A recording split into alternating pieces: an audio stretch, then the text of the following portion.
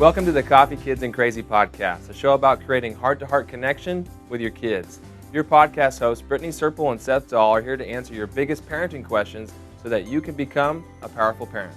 So get ready for breakthrough as I welcome your hosts, Brittney and Seth. Welcome back to Coffee Kids and Crazy.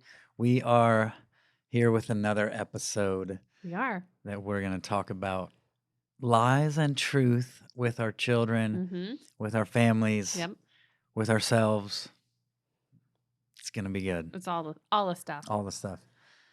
But we do have our meme. We have our meme as like always. Always. Our meme comes to us with compliments of The Princess Bride. Yes, an old movie. If you haven't seen it, it's definitely worth watching. You might want to do it with older children. Definitely not the little kids. Not the little ones, but Andre the Giant was in that. I know. That was Wow, I need to watch it again. Also, Indigo Montoya's, but I don't know his. You killed my brother. Yeah. My father. My father. To die. That's right. Anyways, so there's this scene. It's very famous.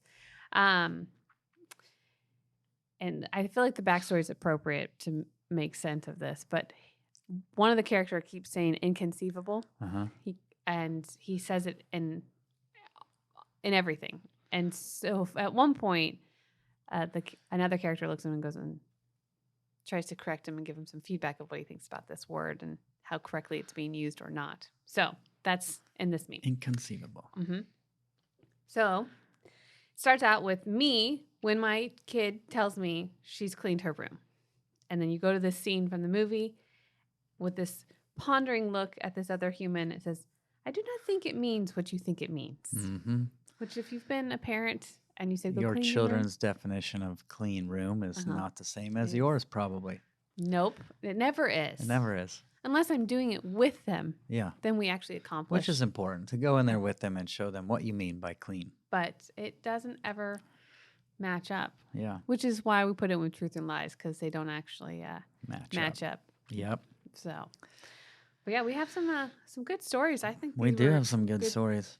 Truth and lies, which I think the underlying of the stories we have are mostly fear. Yeah. When fear comes in. And usually fear comes in because we are believing a lie. A lie has come in. The Bible says, Jesus said, you'll know the truth and the truth will set you free. So the truth sets you free, but you have to know it. Yeah.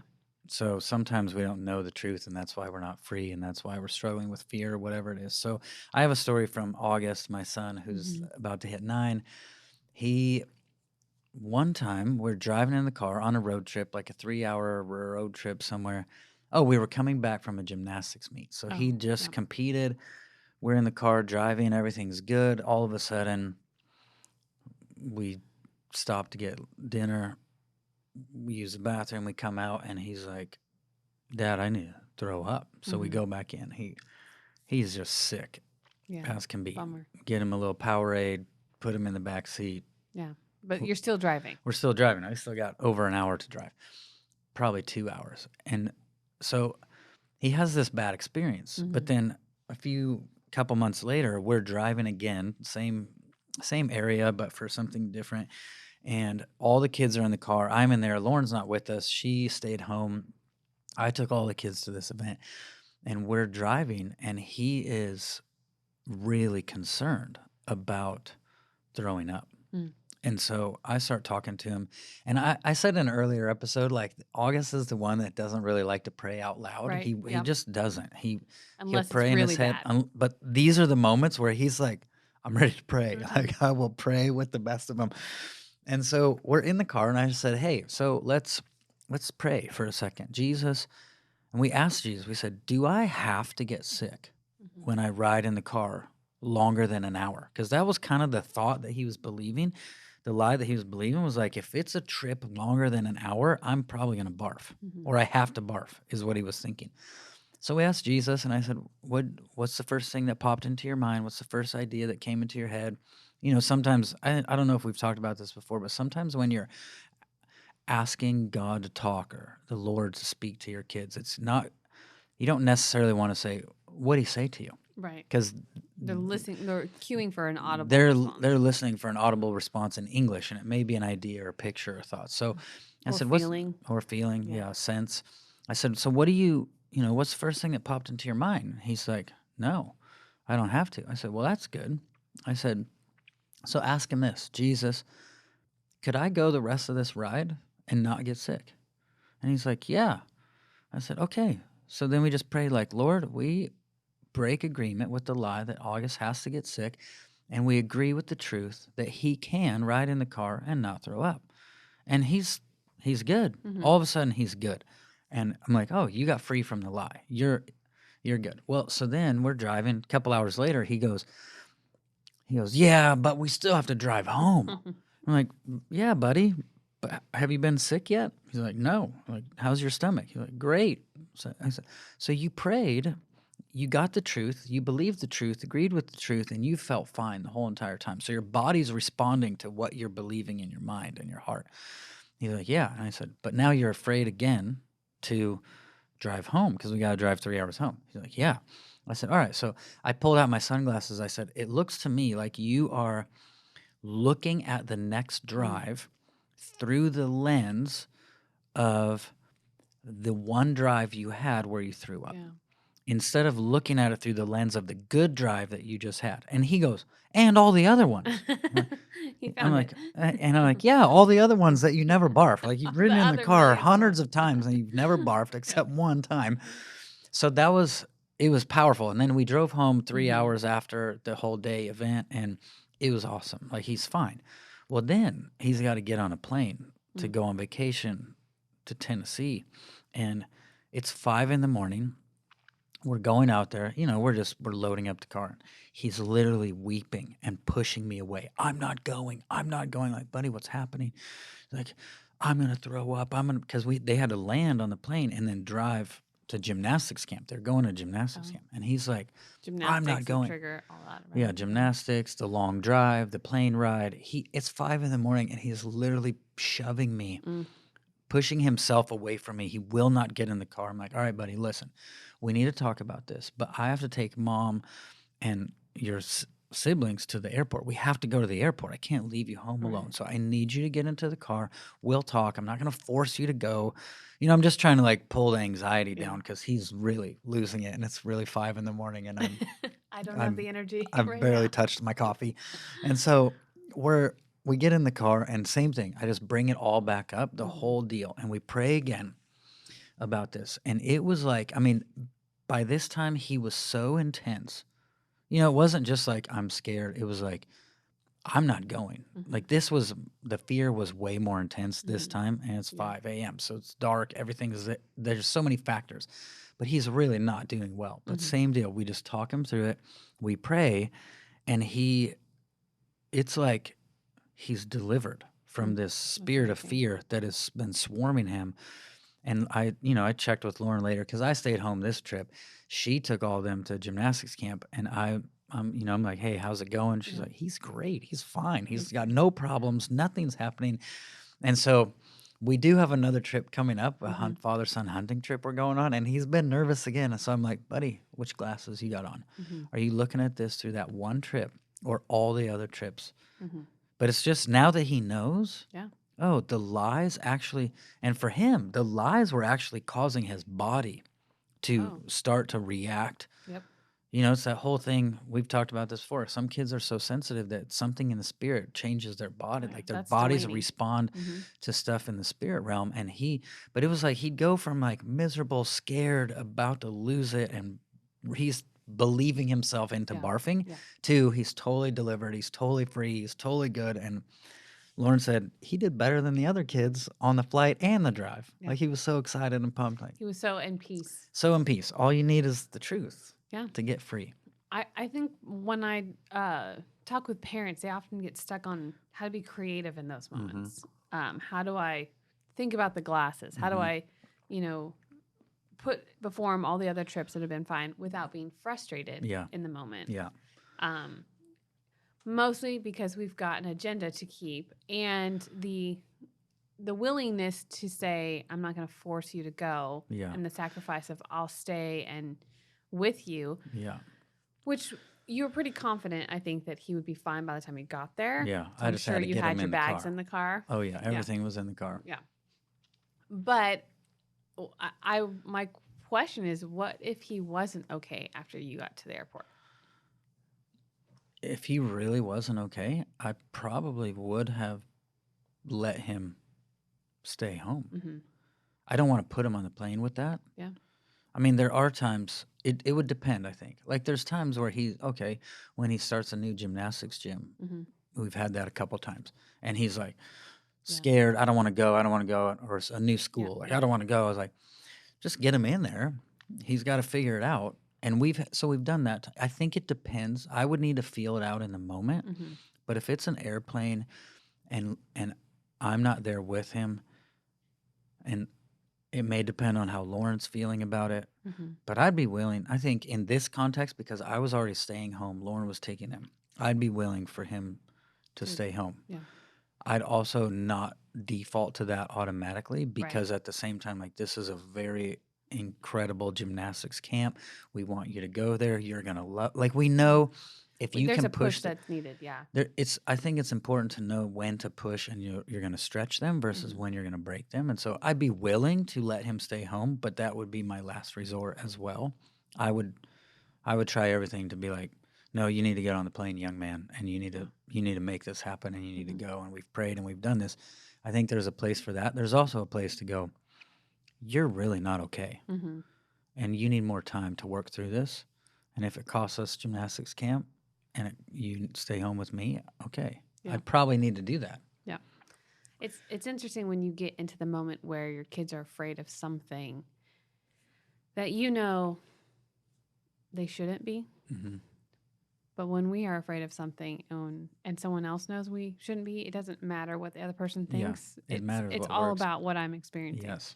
So cueing into that empathy in the moment of their experience is very real. Yeah. Is going to help you lead them to a place of truth. But if you come in with, you're being ridiculous, you know better, you've done this a million times, stop it. Yeah. You know, if there's any hostility, even in your tone of disappointment, it's almost like this freeze moment where they get trapped in. Oh yeah. Then they lock anxious. up even more. Mm-hmm. Yeah. So paying attention, and that, I think this lies and truth comes into play a lot of times with bedtime and being afraid of the dark, bad dreams. We get a lot of questions about what to do with fear and going to bed. I think that's a pretty common one that we get, and it pairs well with this. And I don't know how I felt like we've faced that one with, especially Lincoln. Lincoln is the one that has really struggled with being more afraid. I don't know why. I don't know if he's the youngest. I'm not sure what the lineup of it is. But what we've done is really empower him in inviting the Holy Spirit and trying to get him to activate the power of his own voice, the power of his own authority, mostly because we're not always going to be at a sleepover. Totally. And maybe he is embarrassed to ask the friend's mom, or so he could just go deeper and deeper into it, and quieter and not be okay. And one of the things that we've done when he was younger, he was in love with Spider-Man, is we compared Spider-Man to God.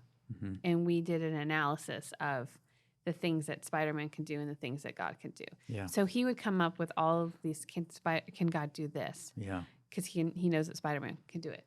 And then we had to move on to a different superhero because God could do all the things that Spider-Man could do. And then we would hit a limit with Spider-Man. So we would introduce Thor from, Marvel. And then we'd introduce, Superman, and all these different things from different areas that he's seen and loved as a little boy. And so God became this bigger, more powerful being than anyone that he saw as a hero. Yeah.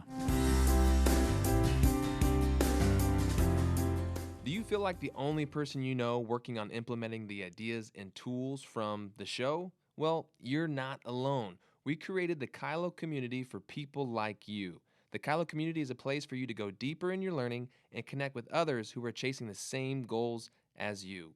Visit KyloCommunity.com to learn more. Which helped him feel even more safe. Yeah. And then sharing how God has protected us in different times when he didn't even realize it. Yeah. Or different moments. Like we had a situation one time when him and I were in a department store, and this woman who was obviously on drugs kind of approached us and starts getting closer and closer and is about to touch and grab Lincoln. But I'm very aware of what's going on. Yeah. And I am interjecting, like, what are you doing? You need to back away from us.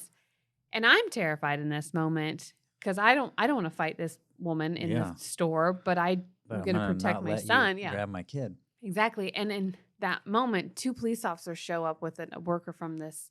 I hadn't screamed, I hadn't done anything. So I get to show Linky, remember that moment? Well, that was God completely protecting us. Yeah. Because I didn't want to have to do anything to this woman. The I police needed were help. right there. And so just showing him how God shows up, whether we almost got in a car accident, but we didn't. Yeah. Or something almost happened, but it didn't. Yeah. Or when you felt sick one time and God healed you. So being able to remind them and then help them see the greatness of God in a way that they tangibly understand it right now, because they're so black and white, good and bad. Yeah. It's hard for them to almost imagine a being without having a case study that says something. So being able to bring it back to, okay, let's talk about it. And maybe it's, I don't know, princesses or something else that little girls can, see value. Or I know that I think all of those My Little Ponies kind of have different power things or something. Yeah, I don't really watch any of those things. Something. Yeah. But finding something that they see as amazing and going through and comparing God's goodness, and then they'll hit a limit. I've done it with Santa Claus. Okay, where I'm that's like, great. look, if you're on the naughty list, you don't get gifts. But with Santa, everyone, or with Jesus, everyone was on the naughty list, and he gave us Christmas. Mm-hmm. So to take those and show how much bigger, how much better, how much more consistent God is. Like, when you say, Jesus help, that's like putting up the bat signal and Batman's coming. Yeah. Like, here he comes. But he's not Batman, he's Jesus. And if you believe in Santa Claus or not, he doesn't go away. Yeah. All these movies where you're trying to save the magic of Christmas, well, that doesn't go away. Yeah. God's always going to be there. Yeah. So that is a big component, I think, to help younger kids find truth, is displaying in a more tangible way of who God is. I think this is important. When you were saying all that, I remembered when I was a child, I grew up in Iowa, and we had tornadoes every year. And so the sirens would go off. We'd all go away from the windows into the hallway in school or wherever we were. You get away from windows. If you had a basement, you go into the basement. But at school, we'd go into the hallways. We'd sit up against the wall and put our thickest book above our head. It was either science or the Bible. And we'd put it above our head. You sit in a certain way. Science or the Bible, that feels profound. I know, right? Just which one? They're both real thick. Oh. And but we would sing, I love you, Lord, and I lift my voice to worship you. Let it be a sweet, sweet sounding. That song, I love you, Lord, right? So we'd sing it.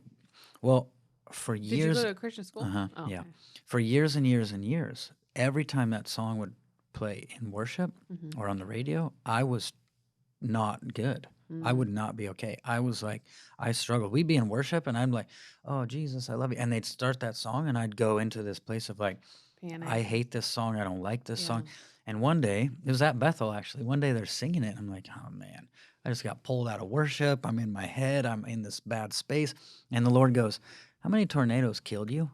Or how many, something like, how many times did you die in a tornado? I'm like, none. He's like, so this is your song of protection, not your song of destruction. And I was like, oh, and instantly I'm free from this years. I mean, it was 30 years of not doing well with this song. And all of a sudden, now it's one of my favorite songs. I'm like, these are all the times you protected me. Yep. These are all the times I didn't die in a tornado. I never got hit by a tornado. My school never got destroyed. This song protected us. This song is, but it was like, I don't want my kids to wait 30 years to get free from these experiences that they could get free in now. And paying attention to those little traps that they listen to, that lie. I think something happens usually in our childhood, or we let something take root, and if we're not paying attention, it shows up later. That's just how. So thankful for Sozo, all these things, all that help you with that.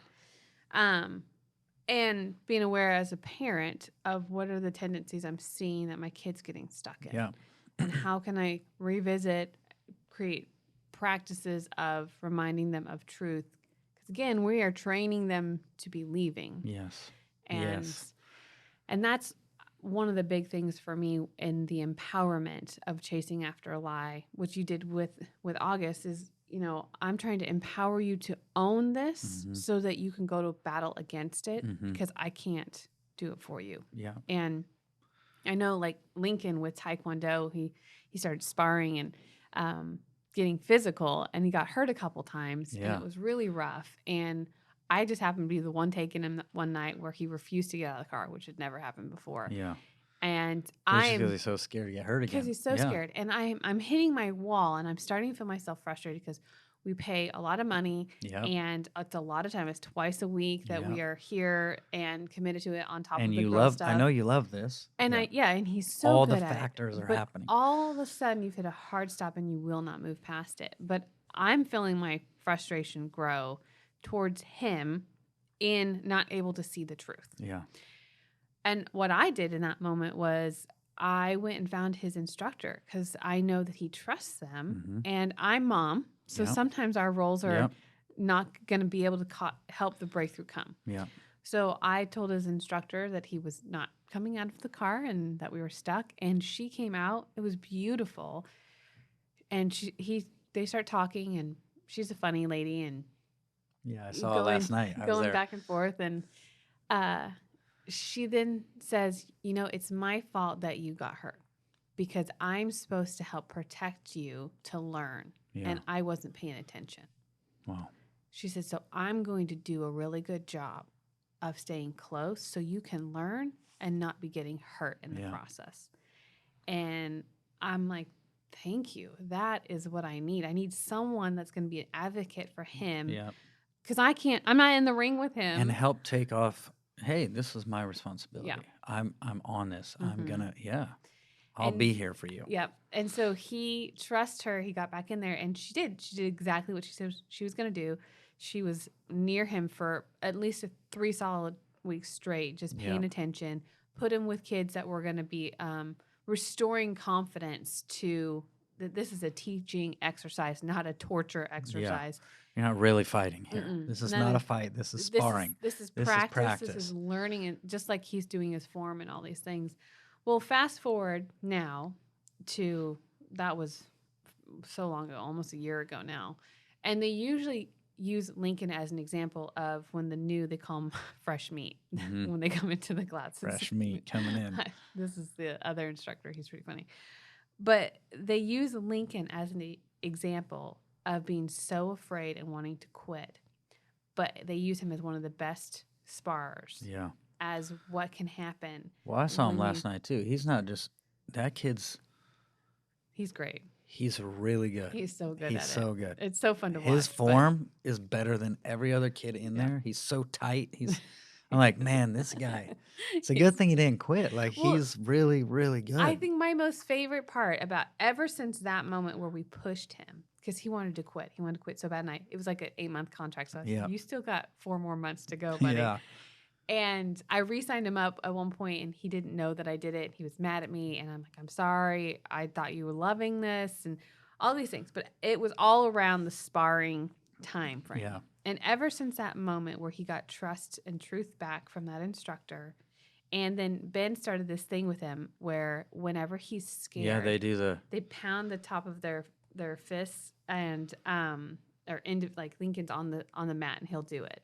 And he looks at Ben, and it's their little thing of, really it's the thing of Jesus is there to protect you, son. Like, don't walk in there without believing truth. This is what we should do at the end of the episodes for parents, because you always say, you got this. In the bathroom or in the bedroom before you walk out and take on your kids. But ever since that moment, and we walk through all of that fear, every every single time we come home from Taekwondo, he hops out of the car, or before he hops out of the car, he says, "Thanks, Mom, for taking me." Well, Every he said it last night, I think. he too. says it Ben. every single time. He thanks us for taking him. No one's asked that of him. Nope. But there is a gratitude that's deeper than just, being the taxi. Yeah. There's something in here that he's so grateful for. You're not just taking him to Taekwondo. You're taking him Oh. to his breakthrough, to his, Over he and over understands what that is Yeah. every time. And that's the truth in life, when we can find a way to help create breakthrough. I mean, there's been so many areas of breakthrough for him in Taekwondo. Yeah. And Same with August in gymnastics. it's so powerful. One thing I noticed with you too, so 17 years I did children's ministry. So I can't tell you how many times there was parents that were stuck and they're like, "Seth, can you help?" And I just go, "Hey, come here, let's talk." And it's almost like sometimes you just need someone else. Yeah. Like if you're hitting the wall, you're feeling frustrated, you're like, I'm gonna respond in a way I don't want to. Sometimes if you can pull someone else in who knows your kid feels safe, trusts them, Taekwondo, pastor, I've seen it over and over and over. And I've known it with my own kids. Like there's I times did it where I'm with like, me as a youth kid. I Yeah. mean, that's like you just need to talk to someone else who's gonna say the exact same thing I'm saying. Or different take version. in a different Yeah. version, take responsibility, like, oh man, there was times in church where I'm like, wow, I'm sorry you feel scared. That's my job. I remember these moments, same thing, like that's my job. I'm so sorry you're trying to worship and a kid jumped over your head or whatever. Like, I'll watch out for you. Boom, then they're okay. But having other people that you can pull into can be very, very helpful. With August, one more fast story too. Like there was just times where we couldn't be in there with him. Like in gymnastics, probably similar to Taekwondo. Like once they're in, the parents are not allowed out on the mat. You're not in there. They're in gymnastics. They're far away. Like Taekwondo, they're all right. They're closer. They're like 10 feet away from you a lot of Yeah. times. Unless they're in a tournament, it's more similar to what I've seen him. Where August is like, I mean, he's far from us and we may be sitting in certain, but there's nothing you can do once they're in.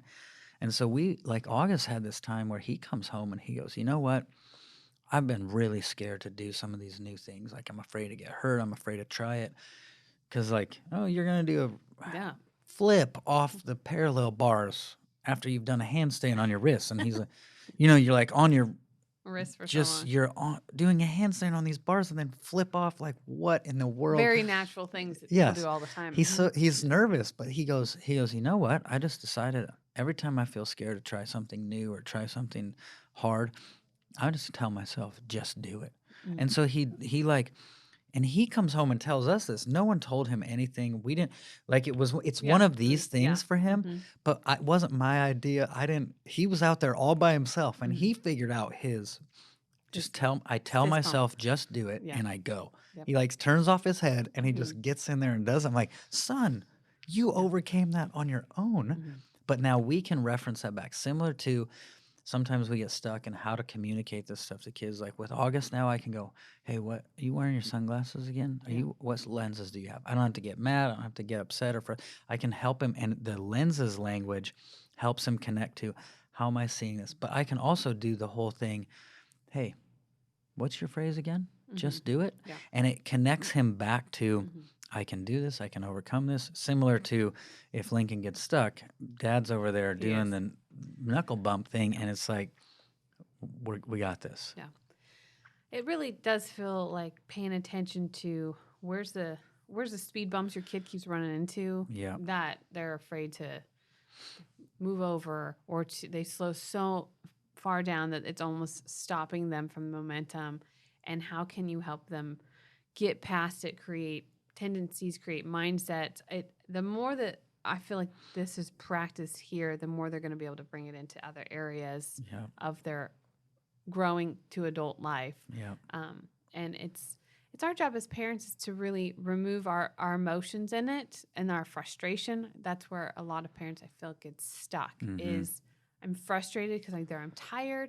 I spent money on this. I feel like I'm wasting time. Yeah. Those are real reasons. I need you to just go in there and do this. But you're gonna get more. I mean, it's like the cow. Fast is slow is fast, yeah. fast is slow. Is Uh-huh. Be able, and if you know you're not going to handle that well, then you need to slow down, maybe Back find up. someone somebody else that that's can going to be able to Go talk, get the taekwondo instructor, bring them outside. or your spouse, or Yep. grandma and grandpa, or somebody to have a conversation if you're not going to do a good job managing your own frustration. Because the end goal here is to empower these kids and create habits that help them break through their own lives. And Yeah. you are just highlighting the path to truth, Yeah. not forcing them to take it. Yeah. Because we want our kids to live free. That's what the truth is. Getting to the truth, finding the truth is really how do we raise our kids to live in freedom, Yep. not in bondage, not in fear, Yep. but live in freedom is finding the truth. Yeah. However you need to. Yep. Well, it's good. Yeah. I love it. Good I know. topic. All right, Good parents, stories. go do this. Go help your kids find the truth. Yep. Come on, give them You can't got watch this. fist pounding. You can do it. All right. We'll see you next time. Bye.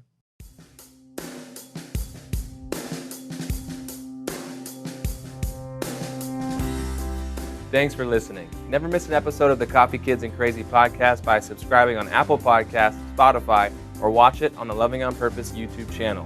That's it for this episode. We'll see you next time.